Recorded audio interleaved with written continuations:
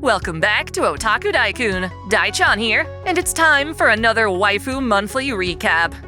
This is my chance to tell you about all the great waifu-related media I've come across lately.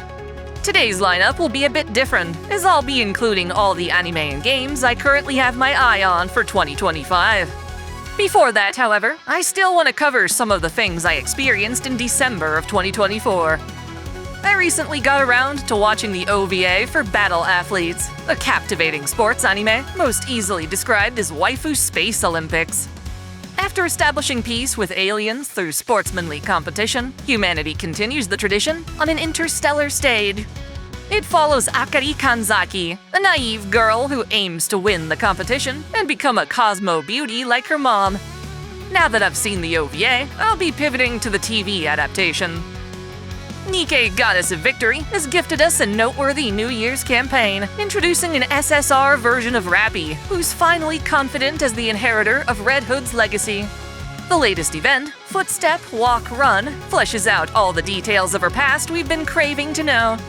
Latest chapters in the story include a complete overhaul of the Absolute Squad, greatly improving on the character design. Seriously, they made Unwa, one of my least favorite Nikkes, into an absolute must-have. Emma used to look pretty uncanny too, but not anymore. Gacha games are truly pushing the limit with the amount of ecchi content they provide. I already mentioned Snowbreak Containment Zone in a previous recap, but I'd argue Brown Dust 2 takes it a step further. I thought Nikke was shameless at times, but this is on a whole other level. No clue how good the actual game is, though. Outside of these delightful animations, I'm not a huge fan of the chibi graphics. Releasing at around the same time is the international version of Girls Frontline 2 Exilium. While there's no shortage of lewd designs here, games like this are also starting to capitalize on the parasocial dating aspect. No longer do we just collect JPEGs, we actually pretend we're with these girls in a virtual environment. Last on my recap is an old PS1 fighting game called Evil Zone. My brother used to own it, but I never actually played it, which is a shame, since its anime cutscenes are fire. Good old 90s anime at its best. After coming across this again, I just had to share it with you all. Alright, now it's time for a showcase of all the fun anime games I plan to play this year. Most of them seem to be remasters and remakes, but there are still some new titles worth looking at too. Technically, this game is already out as of January 7th, but it's worth mentioning Ys Memoire, The Oath in Felghana. It's a re-release of Ys Oath in Felghana for the PSP with new character portraits. For as exciting as this sounds, the game's already been ported to the PC via Steam, and that version is only a fraction of the price. I've compared footage from both the Steam and Memoire releases, and I can't see a noticeable improvement in the game's visuals. I also prefer the old art style anyway. I'd say pick Memoire up if you want the game on Switch, but the asking price is much too high for a home console. A big part of this is how the game uses pre-rendered sprites, so aside from the rudimentary environments, not much can actually be improved with a simple resolution increase. Honestly, I'd much rather they release E6, The Ark of Nepishtim, in a form that combines all the content from the PS2 and PC releases.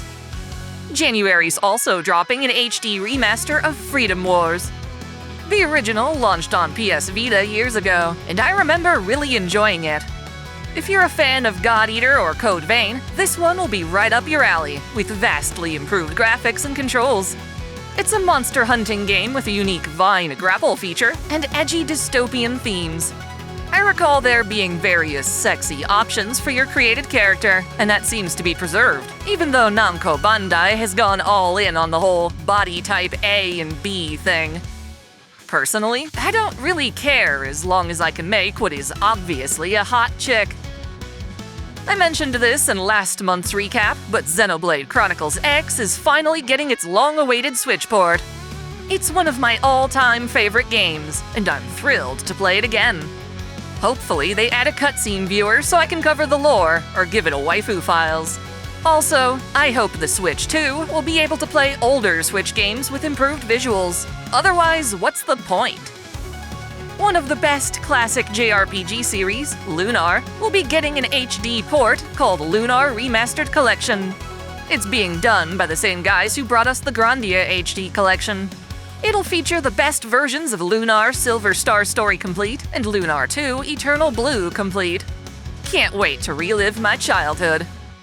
For the third time ever, Tales of Graces is being re-released as Tales of Graces F Remastered. Alongside Eternia and Berseria, this is one of my favorite entries in the franchise. The previous version on the PS3 only ran at 720p, while this one can reach 4K 60fps on the PS5 and 1080 on the Switch. On to some new games, sorta. We have Trails Through Daybreak 2 launching in February. Even though this one's already been out in Japan for ages now, I'm glad NIS America is getting it out faster than the first Daybreak. I'm not a fan of NIS America's work, but it's the best we can get aside from patching the Chinese PC release. The first game was solid, and it definitely seems like the sequel is an improvement. I'm more excited about this than the Trails in the Sky remake, though I might pick that up too. While I can't guarantee it'll come out in 2025, the Scramble Vice is expected to launch this year. It's a side-scrolling mecha shoot-'em-up with gorgeous pixel art and hot babes. The game's been in development for a while, and I've been eagerly awaiting its arrival. Y'all know I love the retro aesthetic. By far, the one game I'm most hyped about is Ananta, previously known as Project Mugen. It's an open-world Grand Theft Auto-styled sandbox, but with cool anime characters. Everything about this game looks fire, but honestly, it'll all come down to execution. From what I can gather, it's gonna be another live service gacha, so for me, it's a matter of how much those mechanics ruin what would otherwise be a fun single-player experience. Either way, developers are starting to realize that there are tons of great games out there that could benefit from an otaku makeover, and this is the next big thing in that trend. Okay, let's talk about anime in 2025. Given the first episode of Fate Strange Fake dropped on New Year's Eve, I'll obviously be continuing this show. So far, it's very well made, and I have zero complaints. The sports romance Ao no Hako, or Blue Box, is also continuing through the new year. The show just got a new opening song, and I'm very invested in whether Best Girl Chinatsu winds up with Taiki. On a downer, though, I'm absolutely devastated that Season 5 of Danmachi has been put on an indefinite hiatus. This has happened on occasion to certain other anime, and they did eventually come out just fine, but I honestly have no idea how long we'll have to wait. It sucks, because Danmachi is one of the few fantasy anime with decent production values. I'd much rather see it than most of the isekai slop being pumped out like crazy.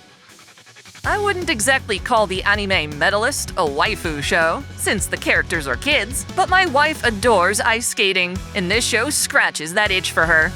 So far, episode 1 has been pretty great, and I look forward to more. Another anime that's caught my eye is the upcoming From Old Country Bumpkin to Master Swordsman. Main character reminds me of Paul from Mushoku Tensei. It's got plenty of cute girls, chief among them being this abtastic redhead. With those muscles, she's basically carrying all the appeal at this point.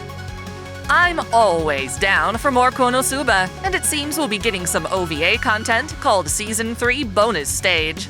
That's pretty cool, though I'll admit, it's always tricky to keep track of these episodes when they release so far apart. Of course, Dandadan is getting a second season, and that should be coming out in 2025 as well. It's a given I'll be watching that one.